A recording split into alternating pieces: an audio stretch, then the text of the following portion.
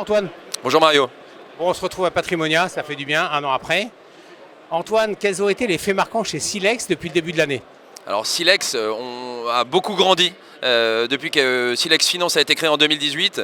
Déjà, on sort du Covid, donc on peut revoir nos partenaires, ça c'est la première des choses. Mais on a embauché aujourd'hui une équipe qui est totalement dédiée aux conseillers en gestion de patrimoine indépendant. On est 4 sur le terrain, il y a Martin Destroyat, Antoine Fontana et Paul Beignère et moi. On a aussi staffé côté institutionnel. On a aujourd'hui un indice qui est un indice Océan qui marche très fort. Et puis on a toujours nos 3 pôles d'expertise qui sont très importants chez Silex, que sont l'asset management, puisqu'on est une société de gestion, la techno au travers d'outils propriétaires dans la plateforme Spark, où on aide à prendre des décisions sur les investissements, et ensuite les produits structurés qui sont un peu mon ADN. Très bien. Alors Antoine, si vous voulez bien, parlons un petit peu d'ISR et racontez-moi un peu la politique d'ISR en termes d'ISR chez Silex. Alors la politique, elle est très claire. Aujourd'hui, c'est premièrement obligatoire parce qu'on se rend compte qu'il y a vraiment un fléchage des investissements vers les boîtes qui prennent des mesures dans le sens ISR ou ESG plus globalement.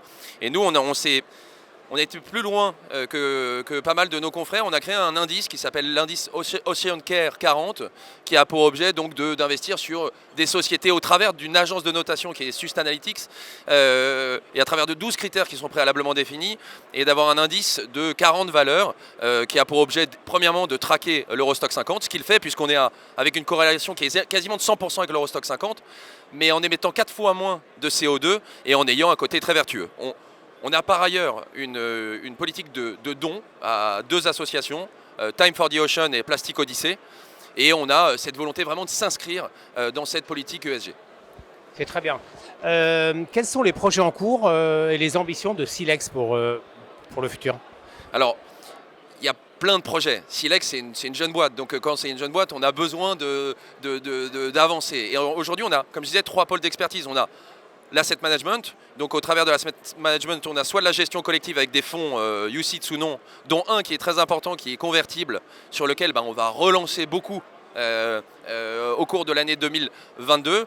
On a ensuite, au travers de cette gestion, on peut faire de la gestion dédiée, création de fonds dédiés, donc ça c'est la partie gestion. Ensuite, on a énormément de recherche, ça c'est très important et vraiment je tiens à faire un point là-dessus. On a des analyses financières, on a de la recherche, on publie énormément au travers de Maxime Alimi qui est un mec génial.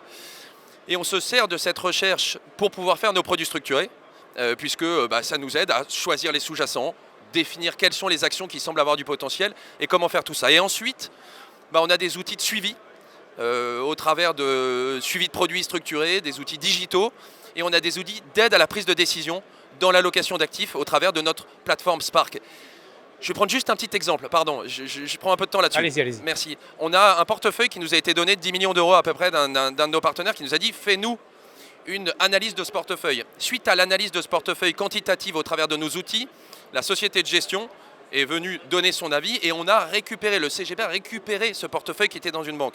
Je ne dis pas que c'est bien de faire ça, mais ce que je dis c'est que nos outils servent à analyser, à faire une expertise, donner un conseil et ensuite offrir un suivi. C'est très clair. Y a-t-il une activité commerciale particulière en ce moment chez Silex? Tout à fait. Alors, outre le fonds convertible dont je parlais, on a les produits structurés qui est notre ADN, soit des produits dédiés qu'on fait à la mesure, comme j'ai dit, mais on a aussi une gamme qui s'appelle Onyx.